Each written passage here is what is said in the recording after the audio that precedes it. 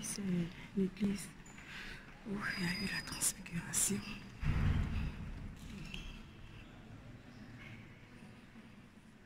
La basilique de la transfiguration.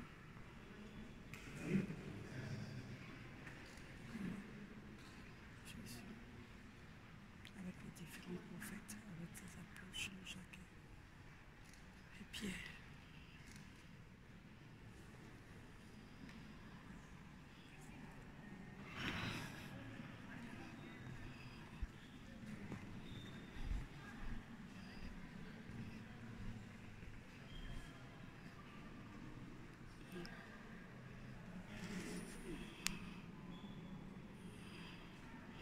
Ce sont des images très fortes.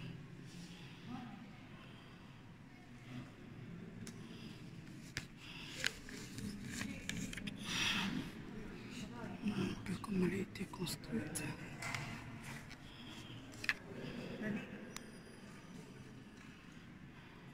Voilà Jésus avec les différents prophètes, Élie, voilà, ses apôtres.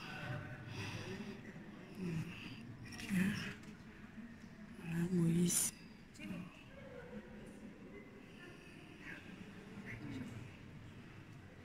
Seigneur, viens transfigurer aussi ma vie. Viens changer dans ma vie tout ce qui est ténèbres. M'envoie ta lumière. Ouvre mes yeux spirituels.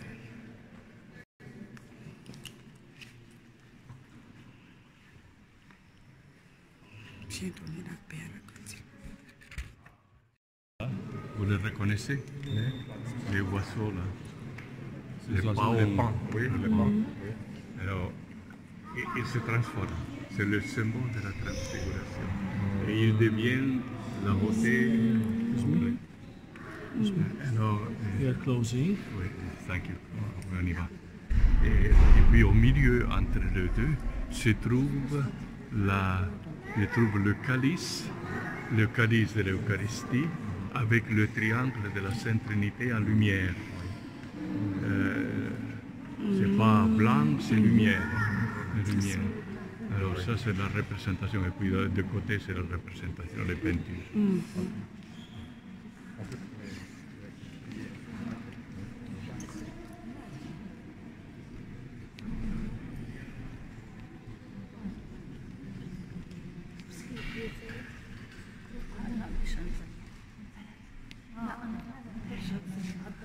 Ah voilà, nous sommes à la transfiguration ici. C'est là que tout s'est passé. Merci Seigneur, donne la grâce d'être ici.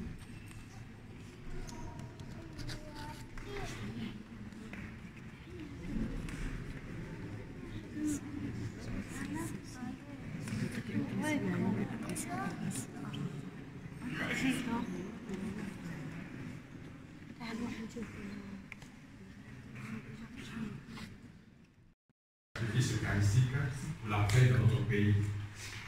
Nous demandons au Christ Jésus de régner réellement dans les cœurs des populations, des dirigeants et sur toutes les communautés à Côte d'Ivoire. Au nom du Père, du Fils et du Saint-Esprit. Amen. La grâce de Jésus.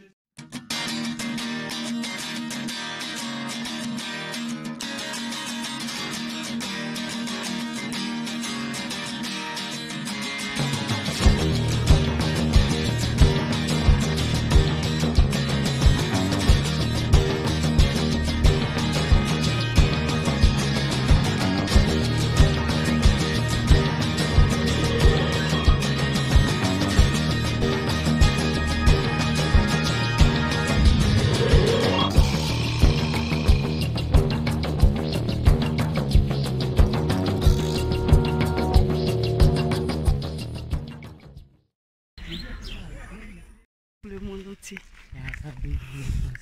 Sois miséricordieux pour nous et pour le monde entier. Sois miséricordieux pour nous et pour le monde entier.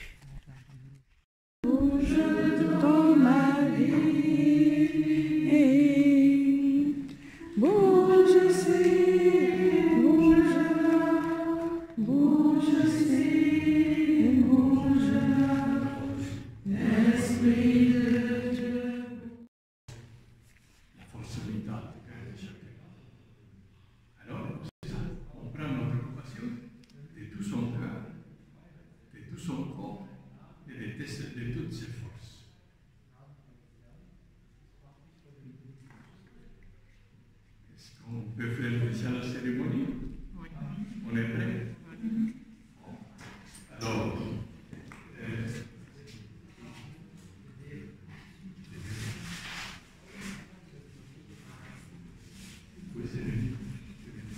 c'est l'huile de l'onction.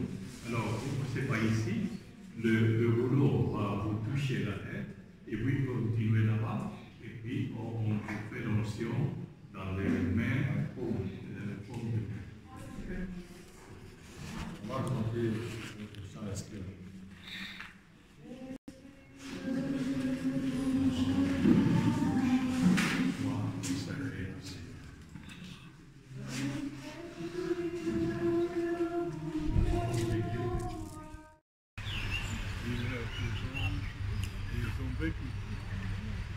Mais n'empêche que la maison propre est la nécessité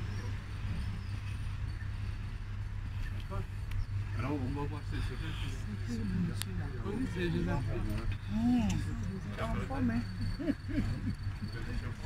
Enfin, il faut aider mon fils là.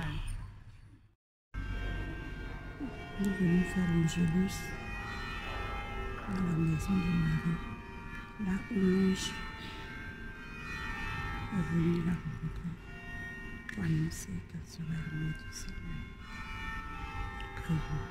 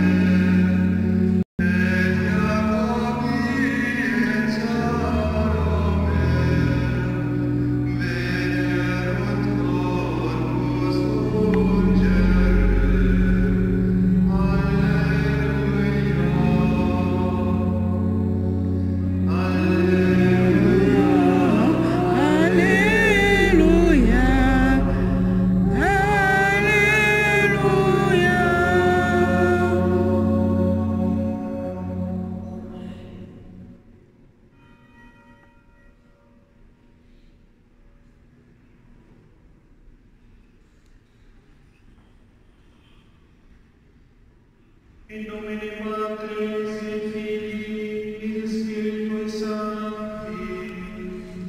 Amen. Dominus vobiscum, et cum spiritu tuo. Ci riuniamo ora qui, nella Santa Casa di Maria, per ripetere con lei il nostro sì al Signore, attraverso la preghiera mariana dell'Angelus. Siamo certi Maria ha cambiato le sorti del mondo e ha promesso al Figlio di Dio di farsi carne e vivere in mezzo a noi e con noi.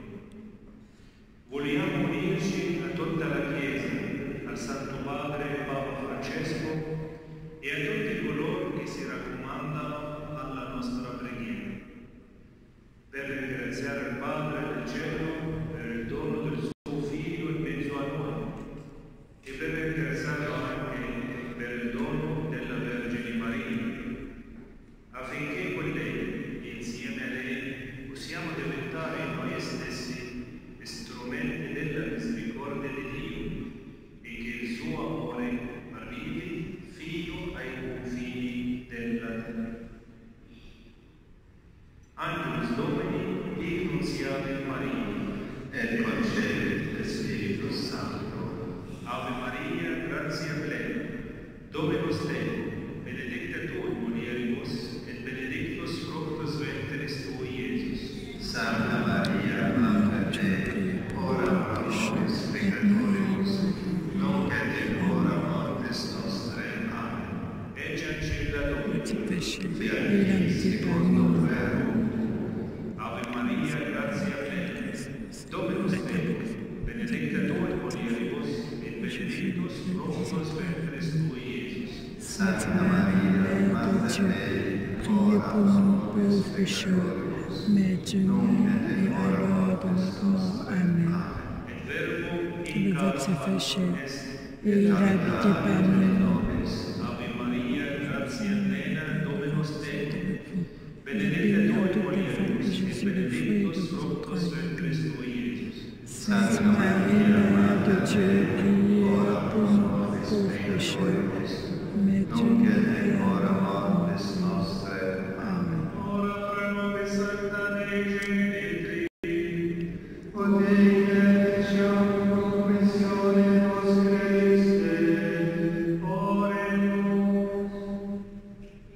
Gratiam Tuam posimus Domini, et debes nostres infundi, ut qui angelo nuntiante Christi Filii Tui incarnationem coniomus, per passione meas crucem ad resurrectionis gloriam perducam, per Christo Dominum nostrum. Amen. Gloria Patri, Filio et Spiritui Sancto, sicut erat in principio et nunc et semper, et in saecula saeculorum. Amen. Gloria Patri, Filio et Spiritui Sancto, Sicut erat in principio et nunc et semper, et in saecula saeculorum. Amen. Gloria Patri, Filio et Spiritui Sancto, Sicut erat in principio et nunc et semper, et in saecula saeculorum. Amen. Requiem aeternam dona eis Domine, Et lux perpetua luceat eis. requiescat in pace. Amen. Dominus vobiscum, et con spiritu tuo, per intercessione beati Maria Virginis, benedicat vos omnipotens Deus, Pater et Filius et Spiritui Sanctus.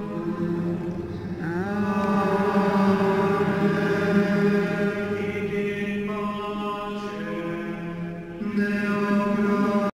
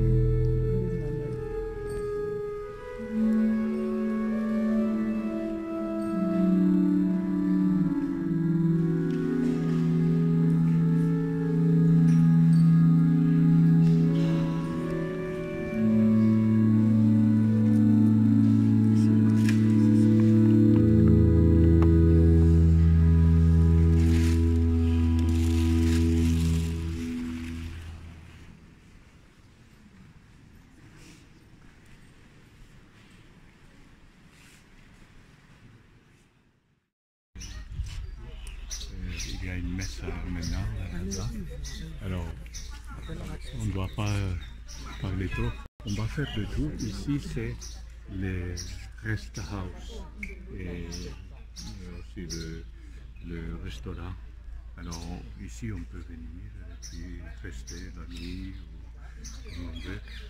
C'est un peu cher, mais si vous envoyez un email et vous discutez le prix, en général, si c'était 150, devient 120. Alors, mais il faut envoyer un email avec du temps, expliquer la situation. Et généralement, ils font de bons prix. Mais si vous arrivez ici, comme ça, c'est assez cher. Alors,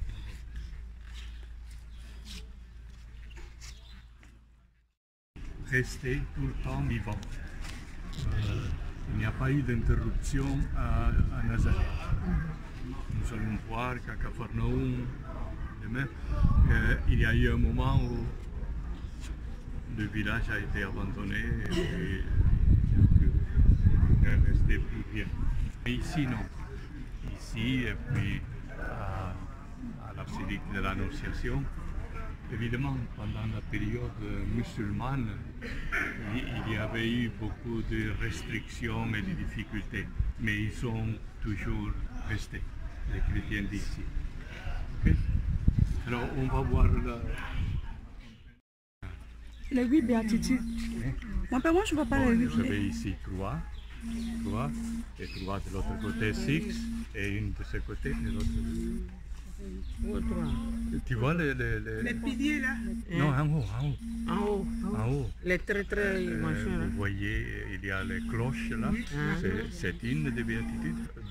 Au-dedans, c'est écrit la béatitude. Ah, ouais. Et la deuxième, la troisième, la quatrième, la cinquième. Ok, d'accord. Oh, oui, je vois. Tu vois, chaque truc qui est là, chaque compartiment qui est là, fait une béatitude. Donc, quand tu tournes, ça fait les 8. D'accord. Vous regardez le lac.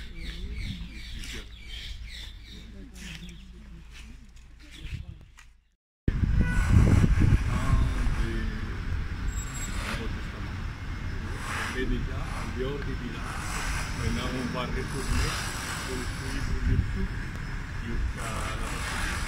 Je vais aussi aller par là pour la basilique, mais on va suivre le souk.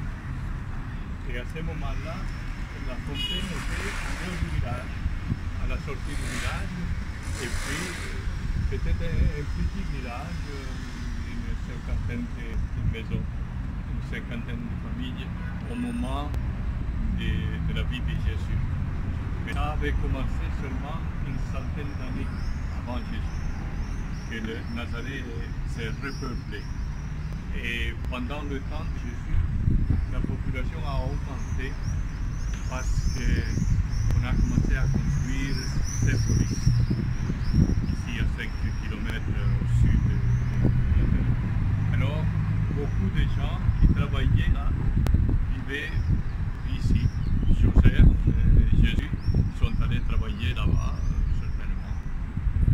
C'était l'endroit où on pouvait travailler, gagner de l'argent, ou faire des choses pour les chantiers de Rome.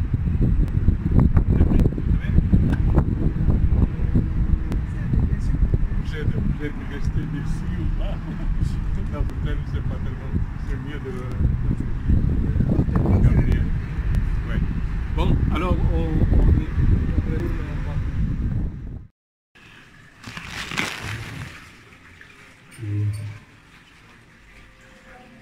ici, nous sommes dans l'église Saint-Gabriel orthodoxe, l'église chrétienne orthodoxe. Alors, la tradition qui suit vient du IIe siècle. C'est de l'évangile apocryphe, et qui raconte que Marie a eu la vision de l'ange ici à la fontaine. Elle est venue chercher de l'eau et c'est ici à la fontaine qu'elle aurait eu la vision de l'ange. Les évangiles que nous avons ne parlent pas de fontaine, pas du tout. C'est dans sa maison et c'est la tradition chrétienne catholique. c'est la basilique Blanche. Mais les autres venaient ici, l'église orthodoxe, depuis le IIe siècle.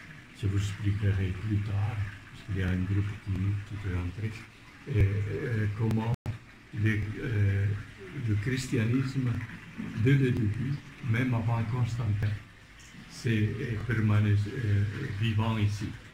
Il a été toujours vivant, avec les persécutions, beaucoup de persécutions.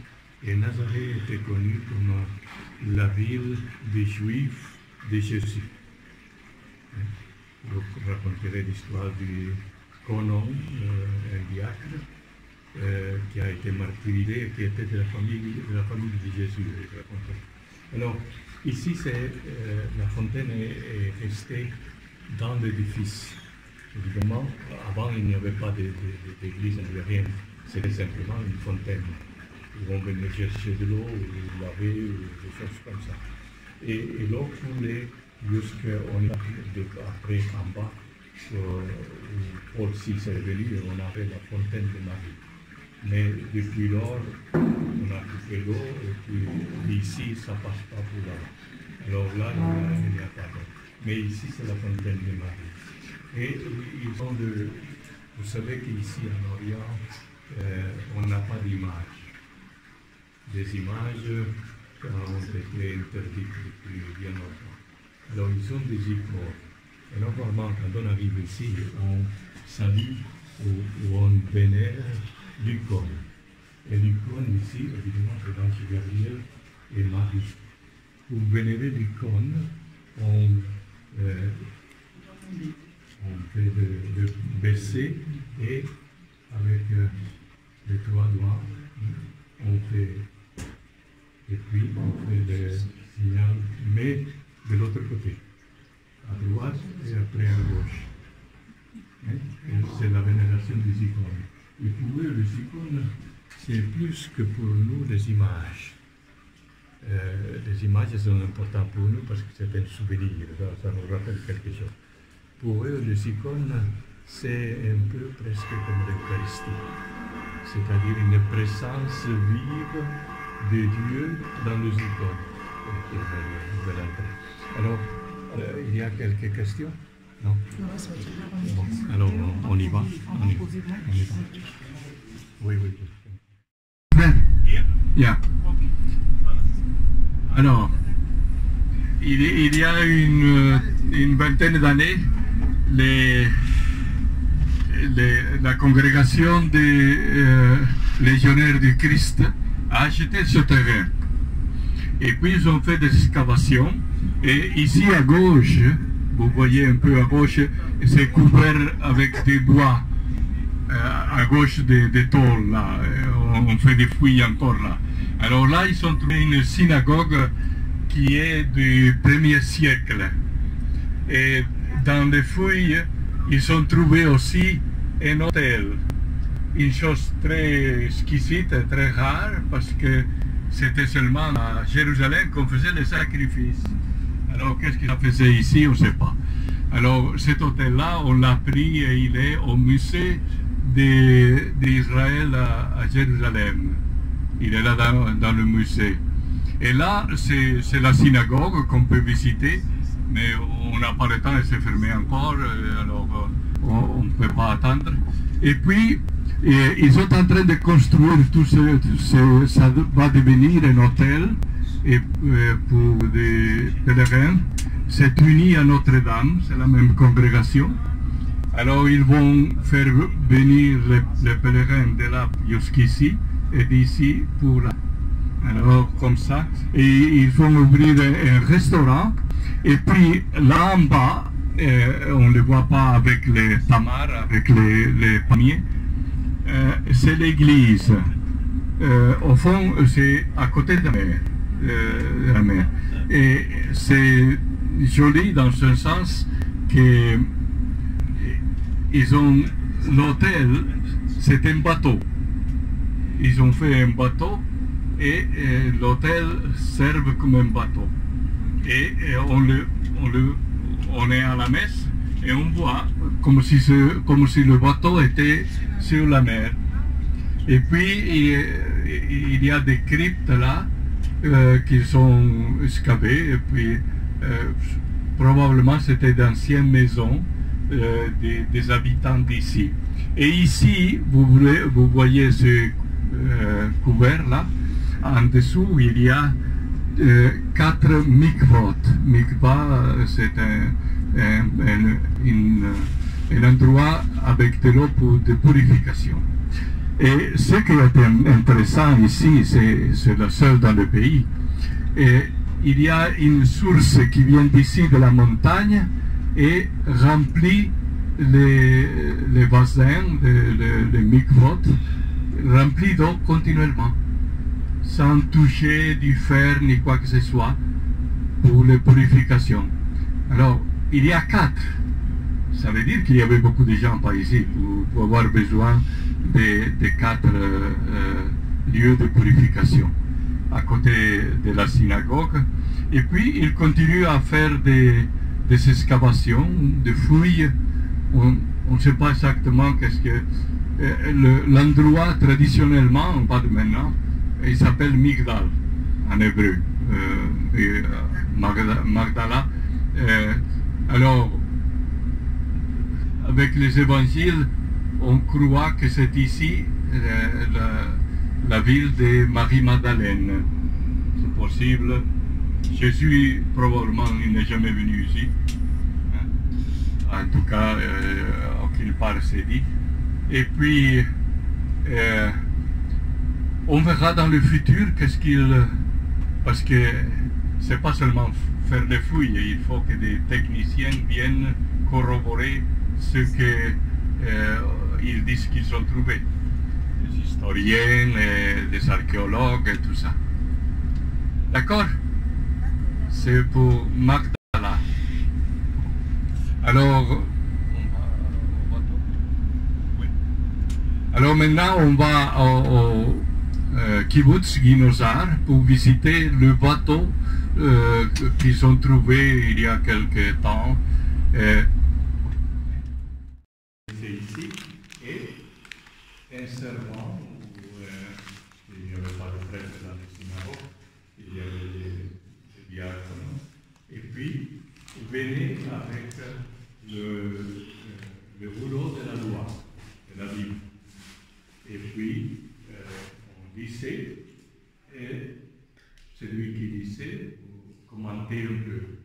Et puis, s'il en voulait, les autres commentaient aussi ce qu'ils voyaient de ce passage-là. Et parfois, à la fin, il y avait l'onction avec de l'huile. C'était l'huile, ici c'est le pays de l'huile. Pour les maladies, mais aussi pour la beauté de la personne. Alors, on va faire cela. On a une demi-heure, ou un peu plus, on a le temps. Alors, le Père va venir avec le rouleau. Il va l'enlever du sac. Normalement, le rouleau. Alors, normalement, on les gardait dans un armoire. Et ça, c'était dans un armoire gardé.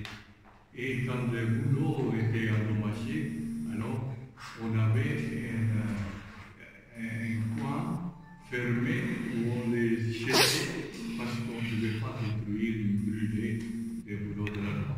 Alors, c'était là. On l'appelle en hébreu Génissa. Génissa, c'était une espèce de salle, petite salle complètement fermée. Il y avait seulement un trou où on pouvait lancer les rouleaux de la loi.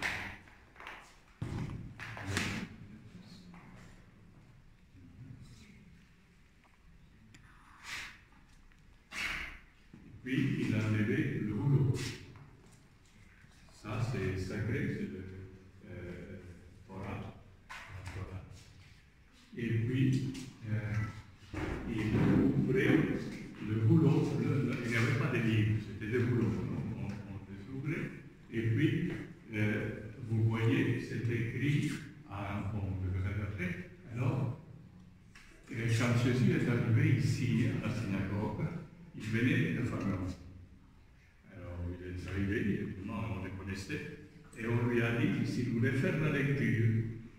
Alors il a fait la lecture, et puis il a commenté. Alors on va écouter la lecture. Normalement, la parole de la Torah, on l'écoute debout.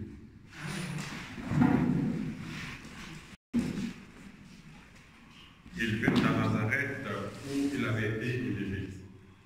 Il entra suivant sa coutume le jour du sabbat dans la synagogue et il se leva pour faire lecture. On lui donna le livre du prophète Isaïe et en le déroulant, il trouva le passage où il est écrit « L'Esprit du Seigneur est sur moi parce qu'il m'a conféré l'onction pour annoncer la bonne nouvelle aux pauvres. Il m'a envoyé proclamer aux captifs la libération et aux aveugles le retour à la vue, renvoyer les opprimés en liberté, proclamer une année d'accueil par le Seigneur. » Il roula le livre, le rendit au servant et s'assit. Tous dans la synagogue avaient les yeux fixés sur lui.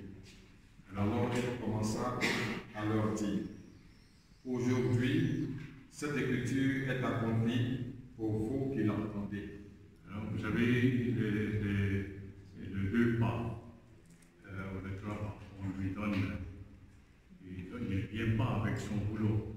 On dit le boulot sacré de la loi Kadosh, de la synagogue.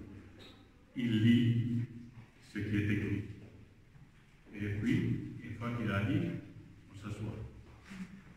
Et lui aussi, il s'assoit.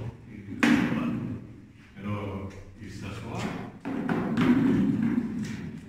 Et puis, nous autres, on s'assoit aussi. Et il explique. Ça, c'est la lecture.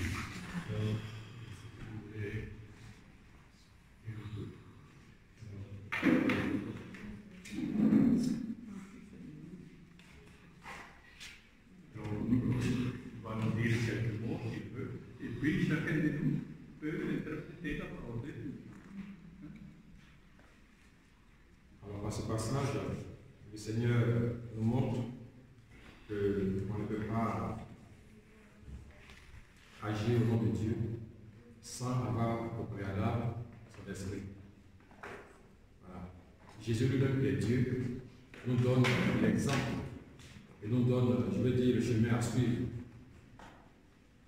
Recevoir l'Esprit de Dieu, c'est se mettre, je veux dire, il ne se va pas automatiquement au service du Seigneur, au service de ses frères. Parce que servir le Seigneur, c'est servir ses frères. Et humainement, il est souvent difficile, voire impossible, d'aimer son prochain. C'est-à-dire que si je dois aller parler de Dieu à quelqu'un, il faudrait que je sois accompli de l'amour de Dieu. Parce que ce que je vais lui expliquer, c'est la révélation de l'amour de Dieu. Je ne peux pas aller, je vais lui même prier pour un malade si je n'ai pas assez de compassion pour ce malade. Alors, côté que tout ce que nous faisons comme action de Dieu doit être animé à la force de Dieu qui est l'Esprit. Donc, si Jésus lui-même nous montre le chemin, lui qui est Dieu, qui n'a pas besoin de nous dire qu'il s'est même fait baptiser. Or, le baptême que conférait Jean-Baptiste était un baptême de conversion. Est-ce que Jésus avait besoin de conversion? Jésus tout à l'heure a... Et il se mit à leur donner cet enseignement. Heureux ceux qui se savent pauvres en eux-mêmes, car le royaume des cieux est à eux. Heureux ceux qui pleurent, car Dieu les consolera. Heureux ceux qui sont doux, car ils recevront la terre que Dieu a promise. Heureux ceux qui ont faim et soif de vivre comme Dieu le demande, car Dieu exaucera leurs désirs. Heureux ceux qui ont de la compassion pour autrui, car Dieu aura de la compassion pour eux. Heureux ceux qui ont le cœur pur, car ils verront Dieu. Heureux ceux qui créent la paix autour d'eux, car Dieu les appellera ses fils. Heureux ceux qu'on persécute parce qu'ils agissent comme Dieu le demande, car le royaume des cieux est à eux. heureux êtes-vous si les hommes vous insultent, vous persécutent et disent forcément toutes sortes de mal contre vous parce que vous croyez en moi. Réjouissez-vous, soyez heureux, car une grande récompense vous attend dans les cieux. C'est ainsi, en effet, qu'on a persécuté les prophètes qui ont vécu avant vous. Parole du Seigneur. Alors, on peut visiter en silence. Vous pouvez aller faire le tour de la rotonde à l'intérieur, voir, prier un peu si vous voulez. Et puis, on est là-haut pour voir le lac un peu comme ça. Okay. La Palestine, c'est le mur qu'un peu partout on a construit. Hein. C'est le mur qui sépare l'Israël de la Palestine.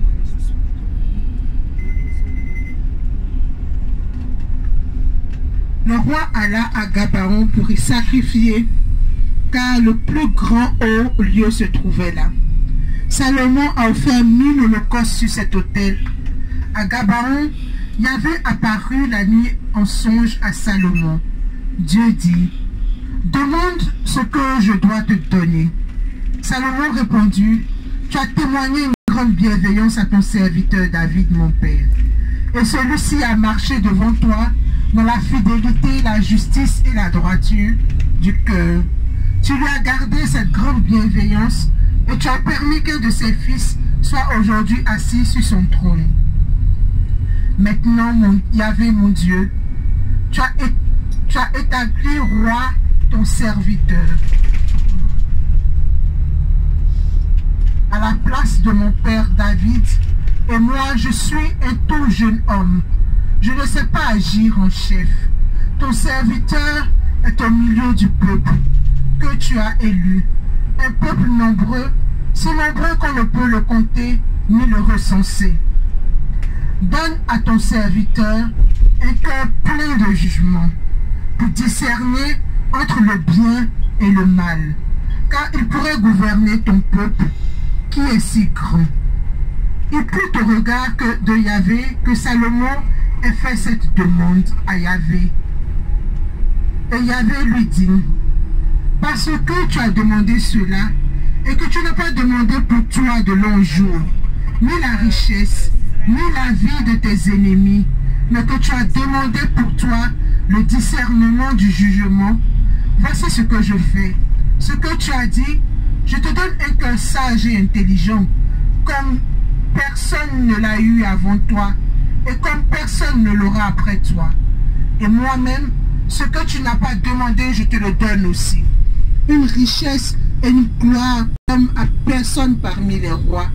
Et si tu suis mes voies, gardant mes lois et mes commandements, comme a fait ton père David, je t'accorderai une longue vie. Salomon s'éveilla, et voici que c'était un songe. Il rentra à Jérusalem et se tint devant l'arche de l'alliance de Yahvé. Il offrit des holocaustes et des sacrifices de communion et donna un banquet à tous les serviteurs. Parole du Seigneur notre Dieu. Alors ça c'est Gabaon. Mais Gabaon, c'est ici en allant vers le nord, dans les montagnes là. Maintenant, là, à côté de ceux qui étaient l'ancien Gabaon, il n'y reste rien. Hein. Il n'y a pas on n'a pas découvert des ruines ou quelque chose comme ça. Mais oui, on a découvert des ruines d'une église byzantine, à côté même du grand Gabaon. Et là se trouve les franciscains ont construit une basilique à la rencontre d'Emmaüs.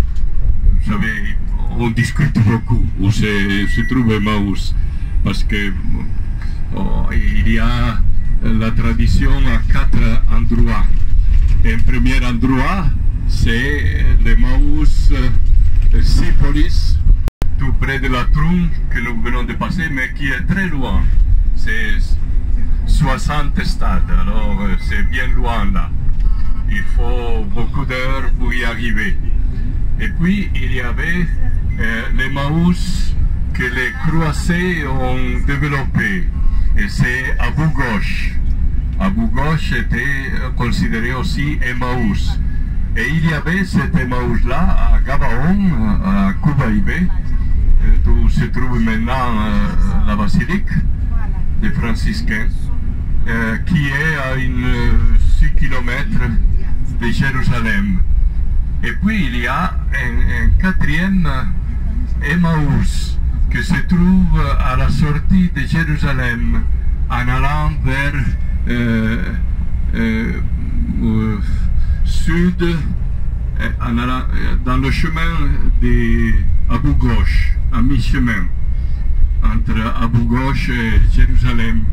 Et là, au temps de Jésus, c'était un petit village appelé Emmaüs. Mais après la guerre des 70 des Romains contre les Juifs, les gens ont été expulsés et puis le village a été donné aux soldats romains qui laissaient l'armée à ce moment-là.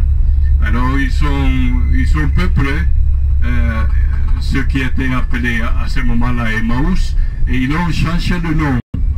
Et leur ont donné le nom de Colonia, de colonie, une colonie romaine qui s'était établie là. Et ce nom-là était continué pendant des siècles jusqu'à l'arrivée des Arabes. Et avec l'arrivée des Arabes, a pris d'autres noms. Et tout dernièrement, après l'établissement de l'État d'Israël, c'était un village israélien. Et ils ont changé de nom. Et maintenant, il s'appelle Motza. Motza. C'est vraiment peut-être 2 heures de marche de Jérusalem, ou 2 heures et demie. Alors, probablement, c'est là, cet Emmaüs-là, où Jésus et les deux d'Emmaüs allaient. Et on n'a trouvé pas grand-chose dans l'excavation que les Israéliens ont fait. On a trouvé seulement le reste d'une grande synagogue du 1er siècle. Mais les Israéliens n'ont pas fait de fouilles ailleurs, alors on ne sait pas s'il y en a eu après l'établissement chrétien dans l'endroit où on ne le sait pas. Maintenant, c'est un village israélien, alors on ne peut pas faire des fouilles là, pas du tout. D'accord? Dans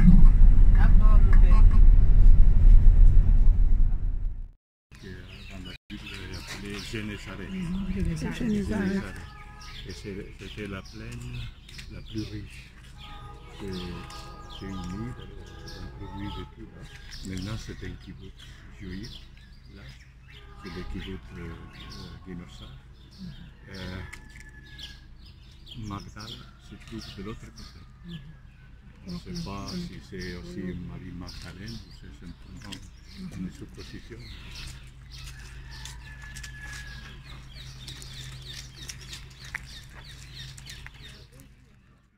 À côté de la ville de Tibéria, va sortir avec la rive Jourdain. Mais ici nous sommes, vous voyez l'arbre, le lac c'est comme un kinneret, comme une arbre. Et l'arbre, kinneret, l'arbre. Et l'arbre fait comme ça, non? Et puis, alors, le perpendiculaire c'est de l'autre côté. C'est presque recte, du haut en bas. Mais de ce côté-ci, ça fait le contour comme si c'était d'une arbre. C'est à cause de ça qu'on l'appelle le kinneret. Et aujourd'hui, si vous demandez le lac de Tibériade, qu'est-ce que vous dites? Dit Shema Israël, Adonai Elohim, Adonai Echad, Ve'ata, Ahavta et Adonai. Alors bonjour, Aujourd'hui, nous sommes en train de partir au Mont Tabor. C'est samedi. C'est une longue marche, paraît-il. Et donc, nous allons tout doucement au Mont Tabor. Notre équipe de pèlerin, le père, il y avait deux pères debout. Voilà.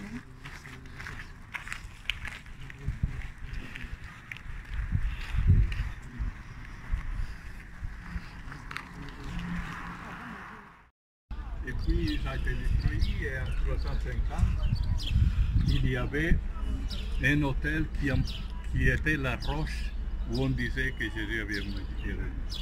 Et puis en 480, les Byzantins, alors, vous entendez parler des Byzantins partout ici, parce qu'ils ont construit des églises partout.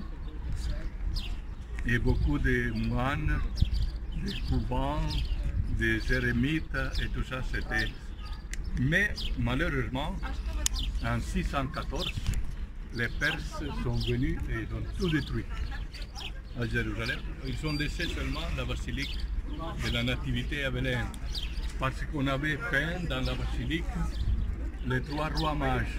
Alors ils ont vu les mages et ils ont dit, ah, c'est notre gens ça. Alors ils n'ont pas touché, mais c'est la seule chose. Et puis vous avez, bon, 614, les Perses qui ont détruit. Et puis, bon, récemment, en 1932, alors on a essayé de reconstruire au-dessus de ruines. Et ici, vous savez, ils sont là dans le pavillon. Et ça, vous le trouvez partout.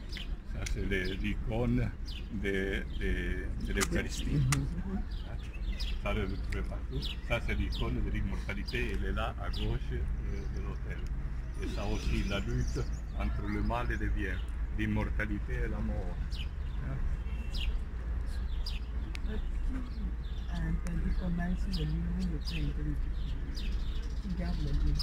Les bénédictins. Mais ils sont leurs couvents là. Un complexe avec 5 mitzvot, des lieux de purification, avec un petit ruisseau qui passait dans les 5 mikvot pour avoir de l'eau propre. Parce que pour la purification, l'eau ne doit pas toucher ni le fer, ni des choses impures. Alors c'était un petit ruisseau qui venait des montagnes d'ici et passait dans les 5 mitzvot.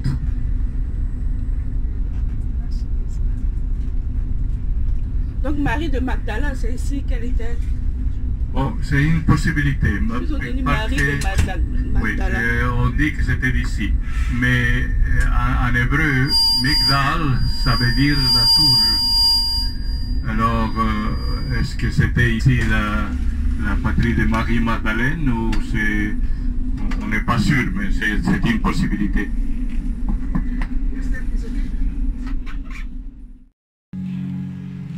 Ici, nous venons faire l'Angélus parce que ce sera midi dans quelques minutes. Donc, nous allons faire l'Angélus pour l'Annonciation. Quelle grâce!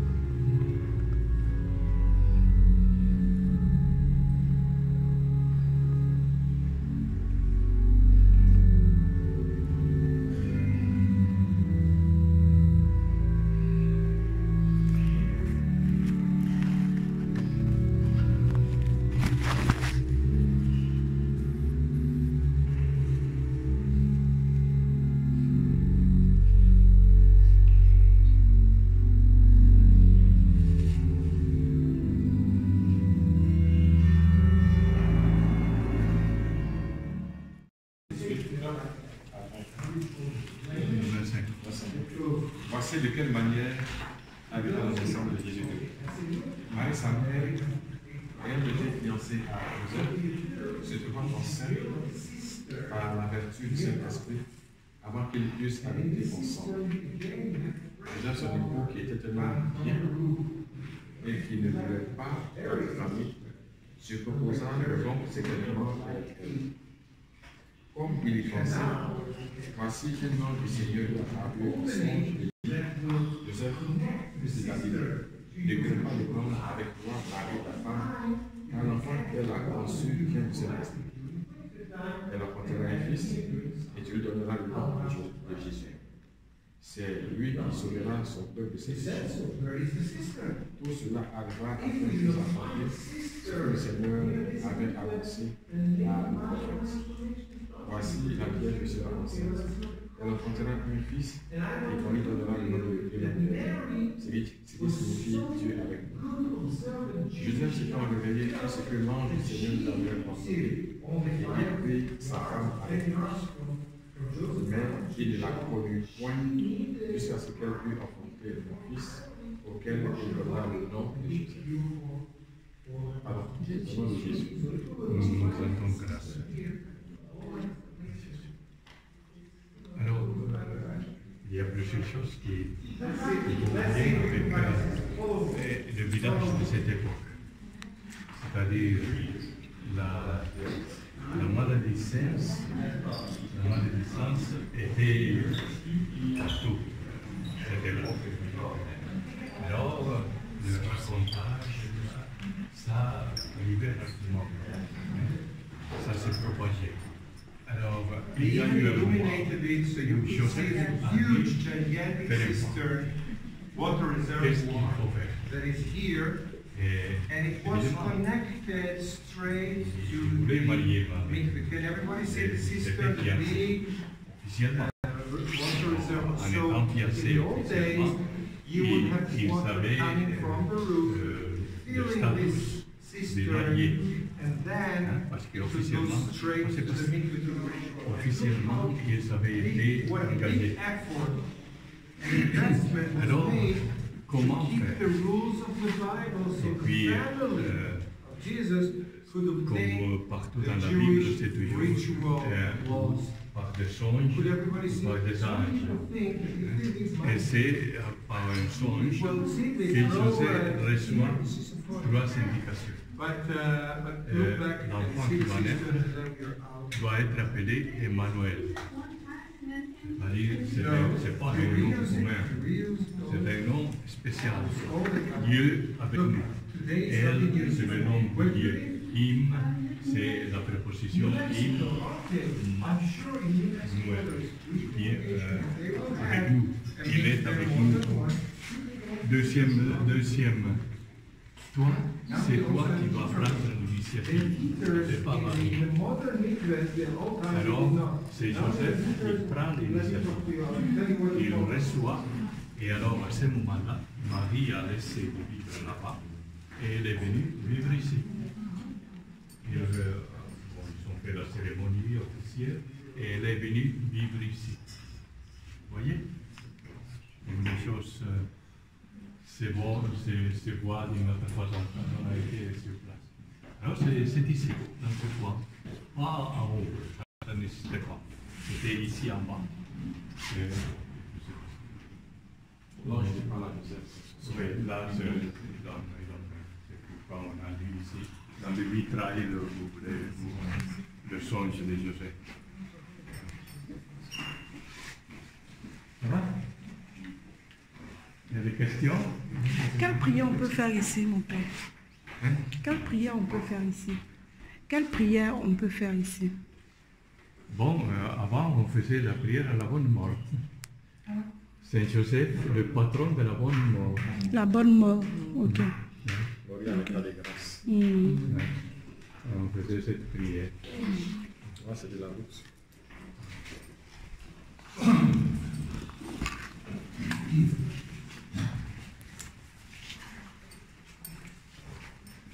Alors ici, je vous ai dit, c'était l'escalier, mais je fermais à cette église, il est allé à la maison. Et puis là, on a trouvé des silos cachés un peu partout. C'est-à-dire que probablement dans les perspectives,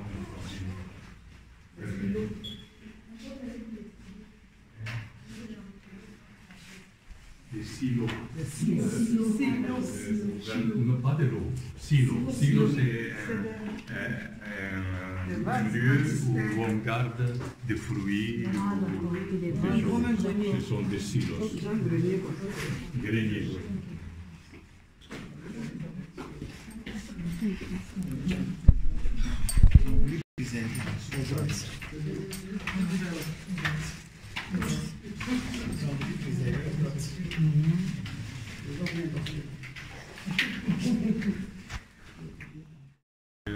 Deux ou trois.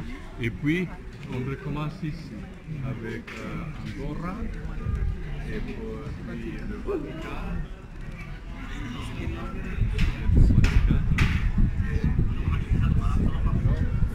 On peut faire le tour.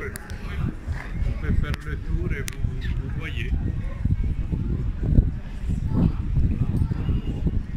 L'Égypte.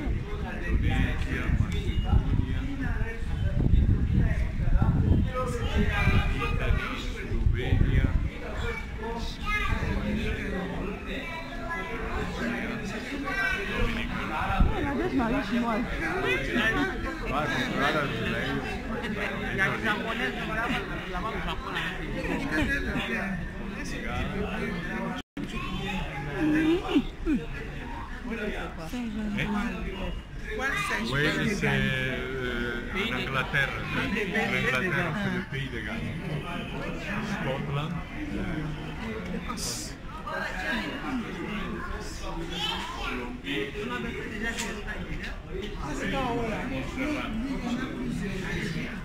Montserrat.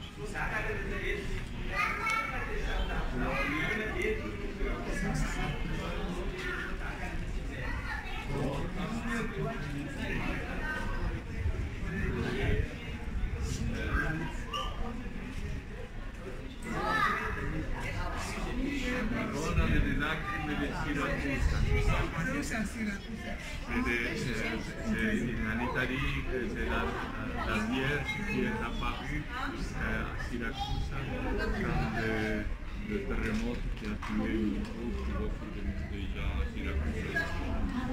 Il y a le terremoto. Alors, c'est comme la Vierge de douleur, la Vierge de larmes. Oh, Italy also has two. What was the other one? Germany. Spain. Spain has two and China. Ici c'est d'Espagne, de Valence. Spain has three. Et c'est Notre-Dame de Desaparé. Spain has C'est très connu là-bas et puis il y a beaucoup de pèlerinages là. Notre-Dame de Desaparé. La Lituanie. Espagne encore.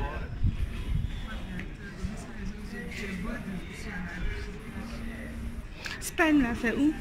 Oui, ça c'est des îles Canaries, là-haut c'est Afrique. Afrique. Ah. Des îles Canaries. Espagne. Ça. Ah, ok. Retourne les Canaries. Des îles Canaries. Tiens, Thaïlande, là, la Vierge est Thaïlande. Centrafrique. Sud-Afrique. Ah, c'est bien. Voilà, il faut Jésus en forme de... Chaka Zulu. Voilà, la Vierge en Zulu.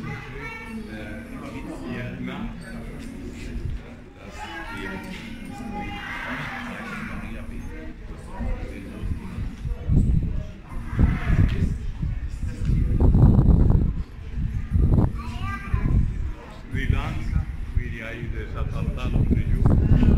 Sri Lanka.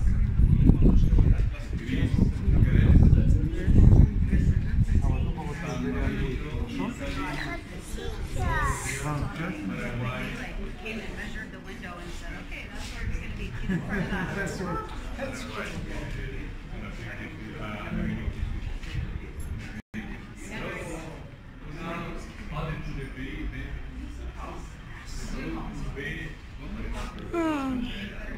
Il n'y a pas encore la Côte d'Ivoire. J'espère qu'on pourra faire pour la Côte d'Ivoire et l'Afrique tout entière. On a vu Sud-Afrique. Ouais. L'entrée de l'école, là, c'était tout là. Et puis quand on a construit le bâtiment pour pouvoir abriter la salle multimédia, le spectacle sur le mystère de Marie, on est tombé sur ces vieux murs. Et là, les archéologues sont venus et ils ont dit arrêtez tout. Pendant 2 ans, ils ont, avec le pinceau, dégagé les pierres. Et on a 3 types de murs. On a un mur qui est sous le pied là, si vous venez par ici, vous verrez mieux.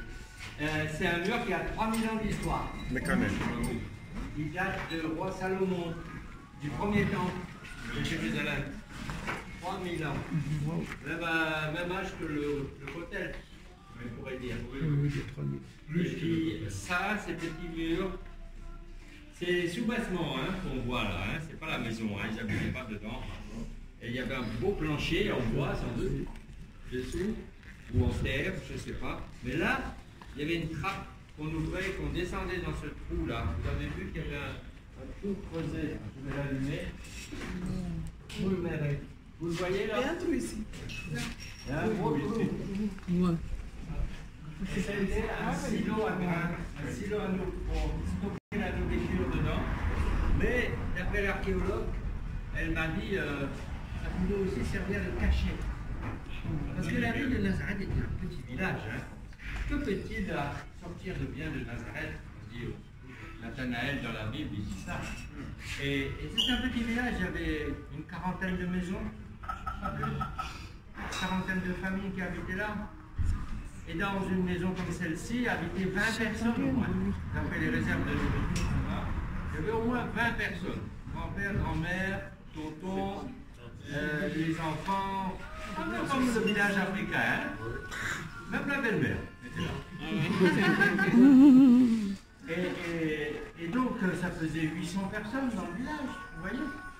C'est un tout petit village. Au temps de Jésus, il n'y avait pas de mur autour du village pour protéger les bandits. Donc quand les bandits arrivaient, on cachait tout dedans, on refermait, on camouflait, et c'était une belle cachette. Et c'était en même temps coffre-fort, on mettait ce qu'on avait plus précieux dedans, les enfants, les femmes. Et c'était ce qu'il y avait dans la roche. Il n'y avait pas de problème d'humidité. Ici aussi, ils ont creusé. Regardez, ici, ils ont creusé un trou ici assez profond. On voit la coupe. Et ici, c'est une citerne d'eau pour récupérer les pluies. Parce que la fontaine de Marie, elle est à 15 minutes de marche. Et l'eau, ça pèse lourd. Oui. Il y avait des greniers comme celui-là, à étage. Oui. Alors, on gardait dans un étage, par exemple, des légumes. Dans un autre étage, on gardait des fruits secs, des graines, comme ça. Et puis, surtout, l'avantage, c'était que les vers n'entraient pas, les rats. Et puis aussi, on pouvait cacher tout comme s'il n'y avait rien ici. Ça, les bandits, quand ils viennent vous menacer, on dit on n'a rien, on a fait ça. Vous donnez quelque chose. Parce qu'il y avait des soldats romains aussi dans le coin. Les Romains, c'était des mercenaires qui n'étaient jamais bien payés, hein, comme tous les... Donc ils venaient se servir un peu. Alors, ici c'est chemin neuf. Nous autres, on n'a pas le temps de voir. Vous connaissez le chemin neuf à Cocody? C'est où le chemin neuf? Merci beaucoup. Ah non, il dit ici c'est le chemin neuf. Ah d'accord. Vous leur dites bien le bonjour de la part de Jean-Pierre. Ah, au chemin neuf? Ah d'accord, moi je suis de la communauté du chemin neuf. Je suis de la communauté du chemin neuf. Oui. Oui. Le père François. Marina. Marina, oui. Non, c'est son tonton. Ah. C'est votre belle-fille. C'est Marina. Ah. Si je savais, oui. il faut dire la prochaine fois, oui. Quand vous venez, d'accord. Comme ça, des frères, d'envoyer un petit mot. D'accord, je vais le dire. Merci Marina. Merci. Tu connais Dorothée? Oui, je connais Napi. Si. J'étais avec elle et Béatrice, on était ensemble à l'abbaye des Dombes. Ok. On a étudié ensemble, maintenant elle est à Madagascar. Ok. Il y a Sœur Claire aussi qui la connaît bien, parce qu'ils étaient à Madagascar ensemble. D'accord. Je vais... c'est fini. Donc, un notre Père. Et avec, je vous salue Marie. C'est trois avec et puis le Magnificat. Ici le Magnificat dans cette basilique. D'accord. Prier à la fin de la messe. Ok. Le Magnificat. Quel est l'avantage de se confesser ici? Quel est l'avantage de se confesser ici? C'est pour l'intelligence première. Oui. Voilà. C'est pas l'indulgence première. Voilà. L'indulgence, le pardon de ceux qui dans notre vie n'a été pas. Oui, après la messe, non, avant la messe c'est mieux. Oui. Avant la messe comme ça, c'est comme la confession. Voilà, l'indulgence c'est le pardon de tous les péchés et les conséquences même du péché. Oui. Voilà, parce qu'il y a le péché, il y a les conséquences du péché. Ce qu'on appelait le purgatoire. Voilà. Donc, ce que tu devais vivre au purgatoire, on enlève ça ici à purgatoire. Amen. Voilà. Alors, ça. ici, donc, tu te confesses. Si on peut prier ici en haut, vous voyez ce qui était la maison de Marie, la cave, une grotte, mais qu'on a coupé par derrière. L'entrée venait de l'autre côté pour pouvoir montrer. Et là, on a un hôtel, mais très rarement on peut célébrer là-bas. D'accord. On peut prier ici. D'accord. Mon père,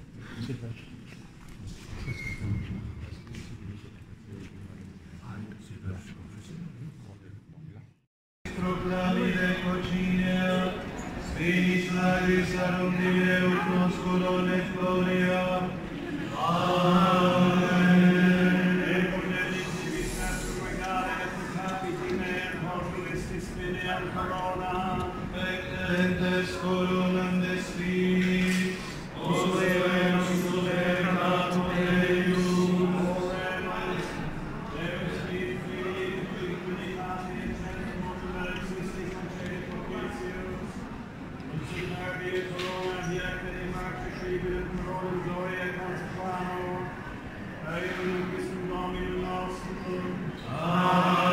Amen. Mater noster, qui es in cieli sanctificetur nomen tuum, adveniat regnum tuum. Nous sommes toujours en train de faire la procession. C'est merveilleux de voir. Jusqu'en 2001, on continue d'adorer notre Seigneur, qui est maintenant ressuscité, qui n'est plus ici dans ces lieux, mais ces lieux sont gardés. Nous continuons de faire une dévotion. Seigneur, augmente ma foi. Que ces événements restent gravés dans ma vie. À chaque fois où je dois choisir entre le mal et le bien, je décide de choisir toi, Dieu, toi qui es mort à la croix pour me donner la vie. Et si vous me dites de Saint-Sépulcre,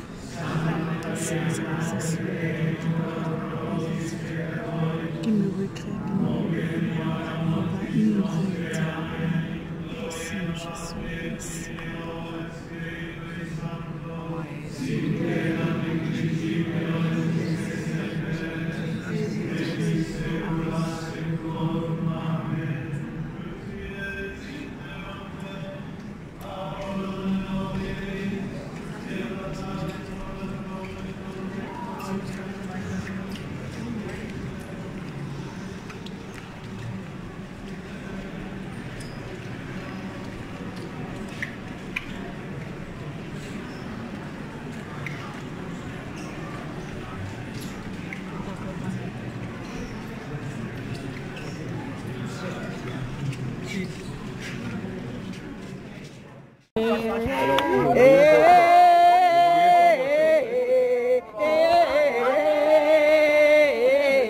En ce moment, c'est Jésus qui règne. C'est Jésus qui règne. Il n'y a pas d'autorité. Je renonce au diable. Je renonce à tout ce que le diable nous propose. Et aujourd'hui, je refais mon alliance avec l'Éternel. Jésus, je te dis oui aujourd'hui. Je te dis oui au nom de Jésus. Tout ce que adorer.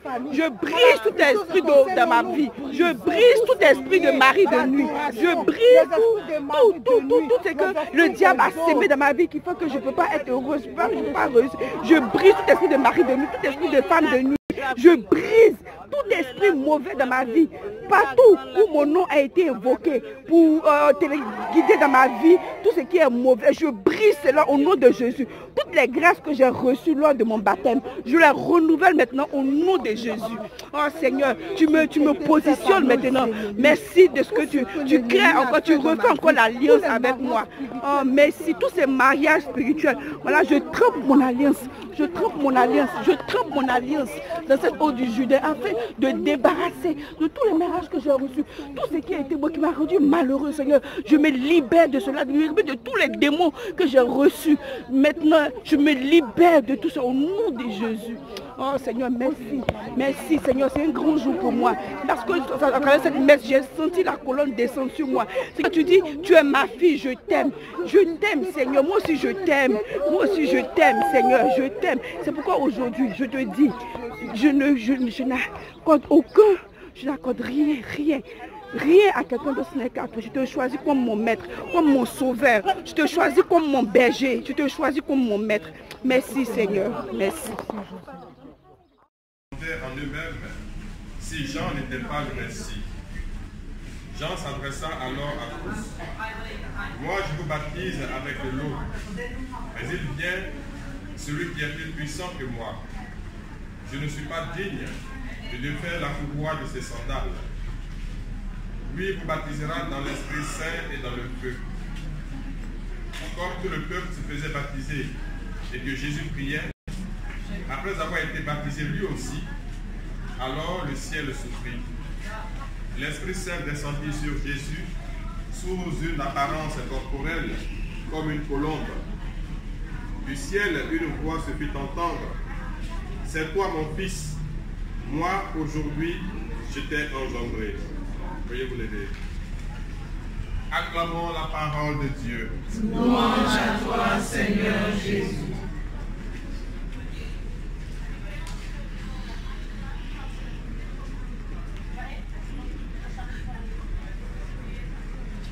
Alors,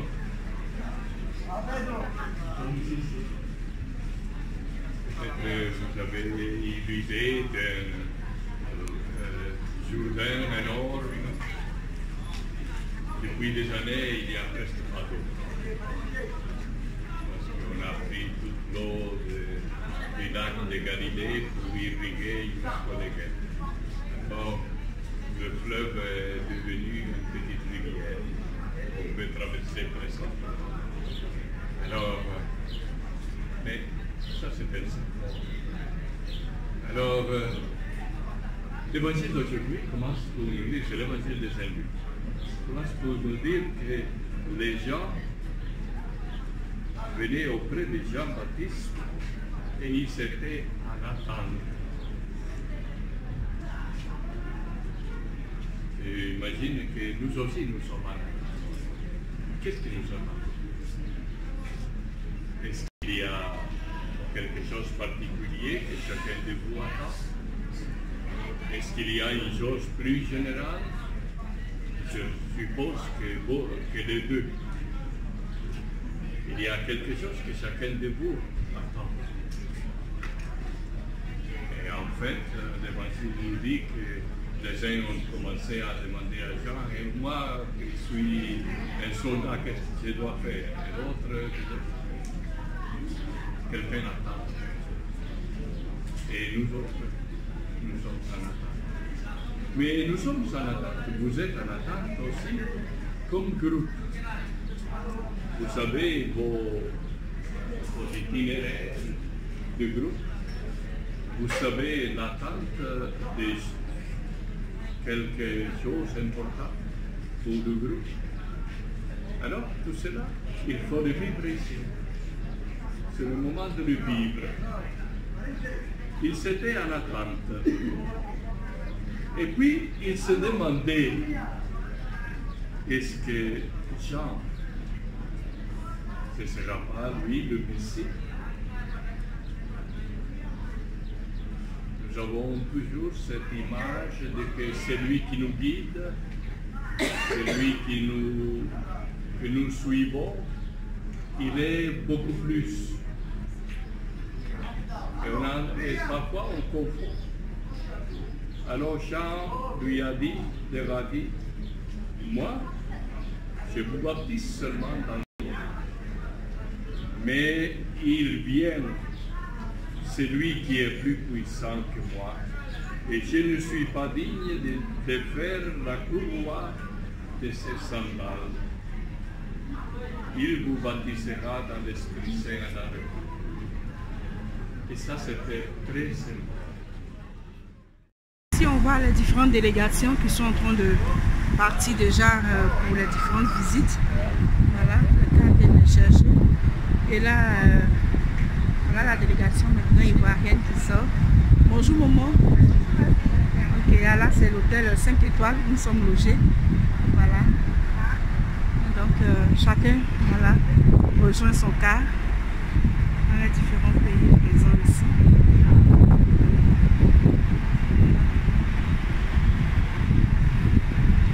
Alors je pense que pour tous les chrétiens, c'est une grâce à demander à Dieu de venir en terre sainte. Vraiment, il faut économiser comme vous pouvez pour venir en terre sainte parce que c'est trop merveilleux. Et ici, on voit toutes les nationalités, toutes les nations, tout le monde veut les chercher. Quand nous sommes en Côte d'Ivoire, on pense que nous sommes le peuple qui aime le plus Dieu. Mais non. Bonjour à la délégation ivoirienne. Bonjour. Alors là, je viens de remarquer que les cars sont venus chercher les différentes délégations. Et donc, vous attendez encore? Oui, nous on attend notre car. Vous attendez votre car. Et aujourd'hui, quels sont les sites que vous allez visiter? Et on va à la mer morte. On est pour baptême de Jésus. On va à Jéricho. Voilà. Et puis on va faire le désert, la Qumran. Mais je pense que hier vous avez visité la chapelle de Cheikh Charbel. Oui. Comment vous avez trouvé? Oh, le Cheikh Charbel, moi-même je l'adorais. Tu l'aimais, pas tu l'adorais, tu l'aimais. Moi, quand je dis adorer, ça veut dire aimer. C'est ça. On adore effectivement, Dieu. Parce que voilà. C'est tellement péjoratif aujourd'hui, quand tu dis adorer, aimer, bon après on est attaqué de tout part pour dire oui, les catholiques, donc voilà, il faut bien utiliser les mots là. Voilà, donc j'aime bien. Saint Charbel, oui. Voilà. Sans le vénérer. Quand je rentre dans un endroit où il est vraiment l'onction, il est vraiment, on était bénis. Surtout par le Père, c'est pas son nom, il dit? Non, le père qui est Abouna. Abouna, il s'appelait. C'est quelqu'un, on a senti beaucoup d'amour en lui. On voyait tous les peuples, les Libanais, tout ça qui venaient prendre un peu de joie, de paix. Moi, ce que j'ai le plus, ce qui m'a touché, c'est qu'il m'a dit que le président palestinien l'a convoqué, qu'il allait il allait le voir. Et le président palestinien lui a confié sa dévotion à Saint Charbel.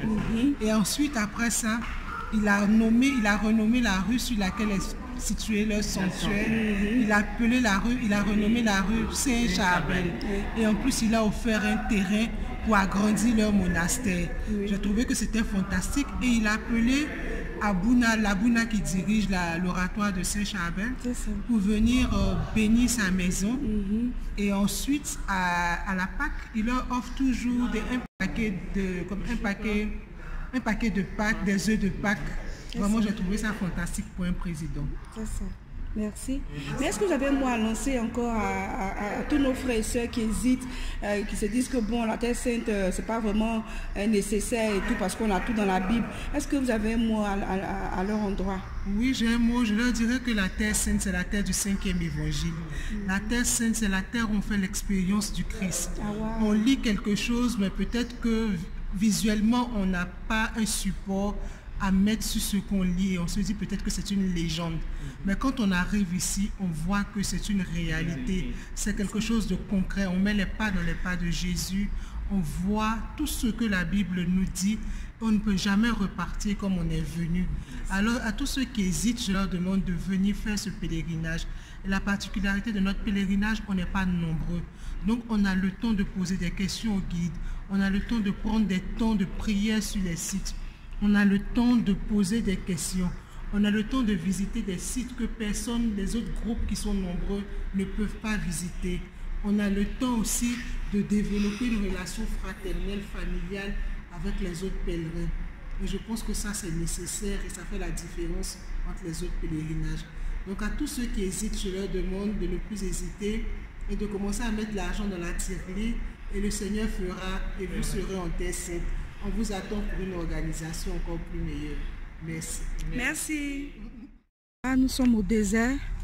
Vous voyez un peu l'environnement du désert. Voilà.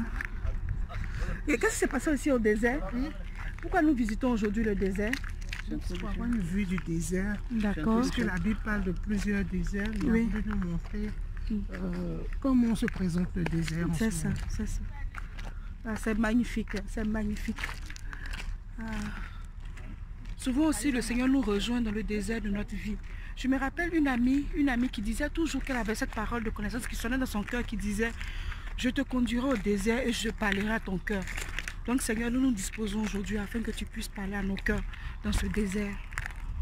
Et toutes les fois où nous traversons des déserts dans nos vies, Seigneur, sois celui-là même qui nous accompagne.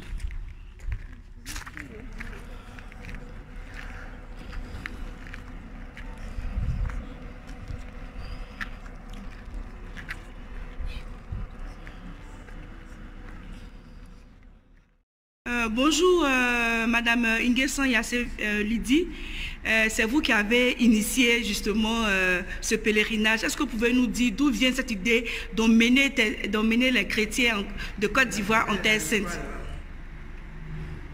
Cette idée vient du fait que moi-même depuis très longtemps j'avais le désir de venir en terre sainte. J'étais même pas encore à Abidjan, j'étais en études en Angleterre quand j'ai eu ce désir-là. Et petit à petit, comme ce désir-là répondait aux réalités du Seigneur pour moi, je suis venue en terre sainte une première fois. J'étais venue avec un grand groupe organisé par le pèlerinage national catholique. Et ensuite, quand je suis repartie, je me suis dit non, ce n'était pas ma vision du pèlerinage et que je viendrais seule faire un pèlerinage. Je suis venue une seconde fois et là, le Seigneur a commencé à me parler, à me faire des rencontres. Ce qu'on appelle une rencontre prophétique, disons. La providence divine, vous avez expérimenté la providence divine, c'est ça. Et donc à chaque fois que je marchais, je rencontrais un franciscain, je rencontrais plus ou moins des personnes qui étaient établies en terre sainte. Et j'ai vu qu'en terre sainte, on visitait des pierres qui n'étaient pas vivantes. Mais le Seigneur me mettait en contact avec des pierres vivantes, c'est-à-dire ceux qui vivent en terre sainte, qui ont l'histoire même de la terre sainte. Ainsi, j'ai fait la rencontre avec la sœur Anastasie, les Clarisse et tout. Et comme ça, à chaque fois, eux tous, à chaque fois quand ils me rencontraient, me disaient qu'ils m'appelaient à l'organisation d'un pèlerinage.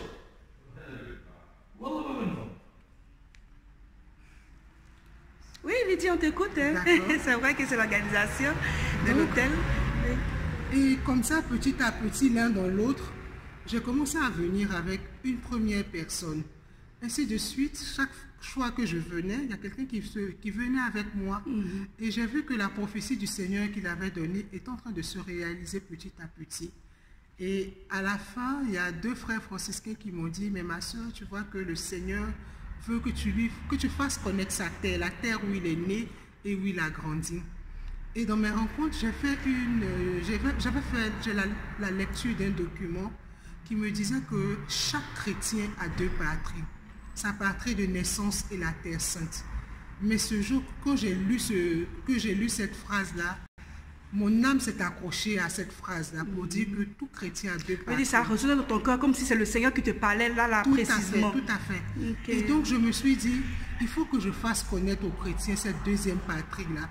Car c'est un crime de lèse-majesté pour un chrétien de ne pas connaître la terre sainte. La terre où tout a commencé, où Jésus est né il a grandi, il est mort, il est ressuscité. C'est sur cette terre-là que notre histoire, l'histoire de notre salut a commencé.